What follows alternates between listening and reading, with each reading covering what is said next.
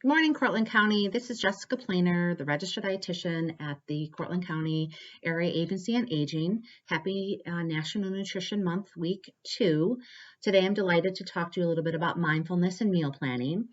When I'm talking to my clients, they often will talk about inappropriate eating behaviors in correlation to chronic disease. Some of these inappropriate eating behaviors that are mentioned are grazing and gorging or skipping meals. Clients that graze generally will skip meals, or they'll eat their meal, but they'll tend to pick between meals on empty calories. Patients or clients that admit to gorging or binging are typically people that don't eat during the day, and they tend to get physically hungry more towards the evening, and they will overeat. They tend to admit to feeling out of control and eating a large amount of food pretty rapidly.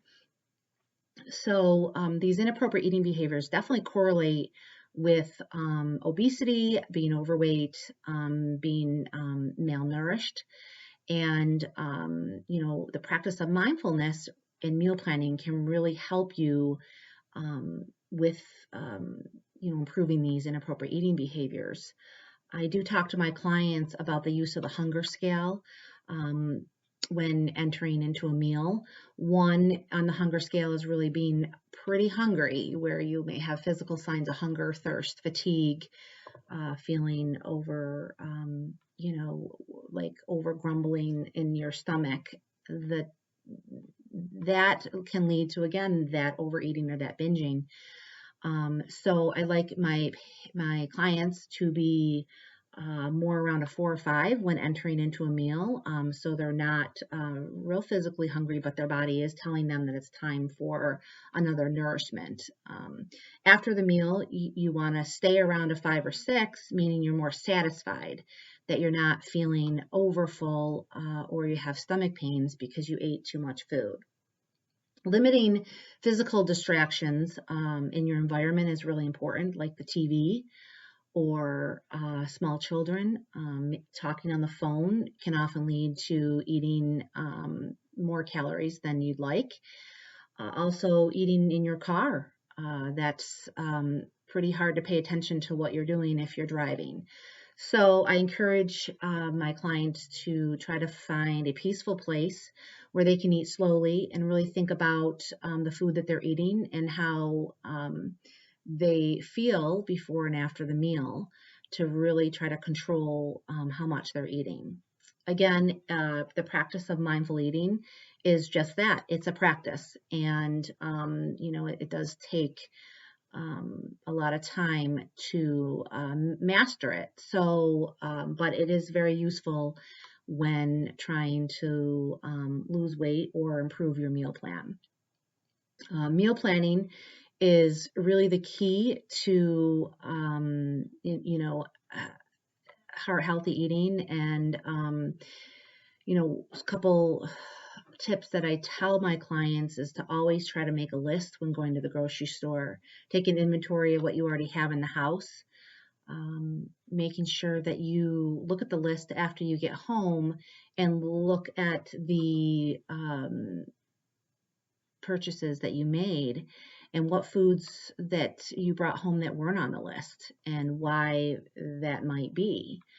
Never go to the grocery store physically hungry, because you often will buy more than you actually need. Journaling is very effective in, the practice of mindfulness and staying on track. I tell my clients that, to make sure that when you journal, you may want to write down what your goals are for the next day, what you'd like to eat, so you can really have a list that holds you accountable.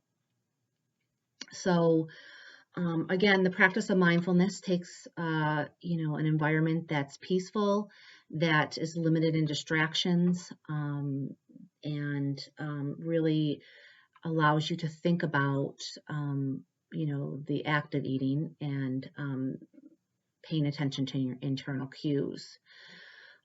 Stress reduction can be very helpful when looking at practicing mindful eating. Some techniques that I've talked to my clients about would be engaging in activities that you enjoy, engaging in activities that can be done at home.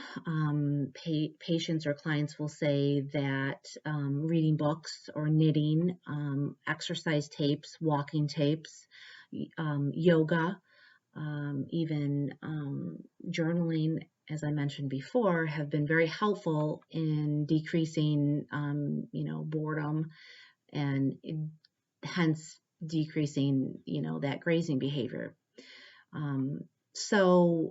Again, I encourage you to think about activities that you enjoy that you may not be doing on a daily basis, and maybe try to engage more in those activities.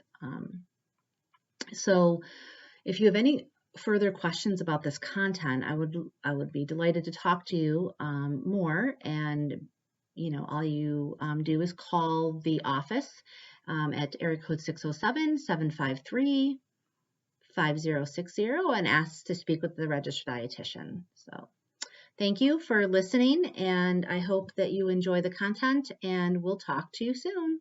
Bye-bye.